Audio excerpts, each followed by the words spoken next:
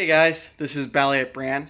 So as you can see, I'm in my garage and this video is going to be about an inversion table. Now what an inversion table is inversion means to invert, is to basically go upside down. And this table allows you to go upside down safely, and the benefits of that is it really decompresses your spine and just helps with back pain if you have it. Now, I am no doctor, so, do this at your own risk, yada, yada, yada. Don't sue me. But here's what it is. So you can see the table there, and right where I'm pointing, right there, are straps that lock your feet in place. And then what you do is right here are 1-inch increments, and you adjust the length of the bottom part, where your feet go, to your height. So I'm 6 foot, and that's what I have it adjusted to. And real quick, just so you guys can kind of see what I'm talking about, I do have also a pin right there with the little ring. So that's a pin that holds this part from sliding up and down while you're upside down. So without further ado, I know a long-winded video, just because I like to be thorough. What I'm going to do is put my feet in. And what I actually like to do first is loosen up this foot thing all the way.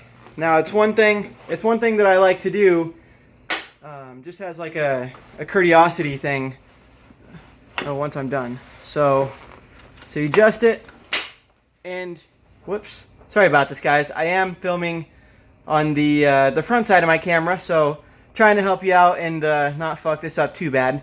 But so I do have it locked in as tight as I can go with one hand at least. And I do recommend, last thing I'll say, guys, is that I recommend you wear shoes and socks, because when you're upside down, the weight of your body can actually like pull on your leg hair if you have some, and it can definitely hurt. So without further ado, here's what we do. Just lean back, and I do have a handle here that you can see, and I am going to grip my phone just a little bit more securely because I don't want to drop this. And you just proceed to hang upside down. And like I said, you can use the handle to slowly ease your way down, which I'm doing now. Okay. There's another handle here while you're upside down that you can put your hand on. And I'm actually going to do it like this. So, cool. That's the inversion table. Now I am upside down. And I don't want to talk for a whole bunch because blood is rushing to my head. So, another thing is that they recommend you do this for a maximum of 5 minutes.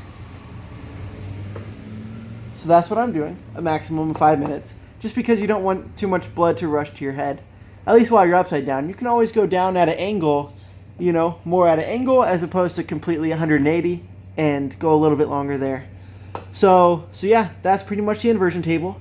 And what you want to do is, this does kind of feel unnatural, so you want to try and relax your ankles as much as possible, because that'll allow your hips to relax and then your spine to be able to not only relax but decompress as the machine intended. So guys, that's the video. I know it is long, but if you've seen any of my previous videos, you know how this goes. And thank you for watching. I hope this helps anyone out there. I've met a lot of people with like herniated discs and back problems and spinal problems in general that have used inversion tables and have had tremendous success with them. And with today's society, we sit down when we're in the car, and we sit down when, sometimes, depending on what you do for work, but we sit down at work, and we're always sitting. And what that does is it closes off your hips and your pelvis bone, and if you don't sit with perfect posture, like I sit nearly 180 when I'm sitting down, but not many people can do that. And either way, it's still closing out my hips. So what this does is it just decompresses your body from all the shit that we do in society and all the day-to-day stuff. So I really hope that this video, was beneficial to you in some form, and if not, hopefully entertaining. And that's it, guys. I'll see you next time.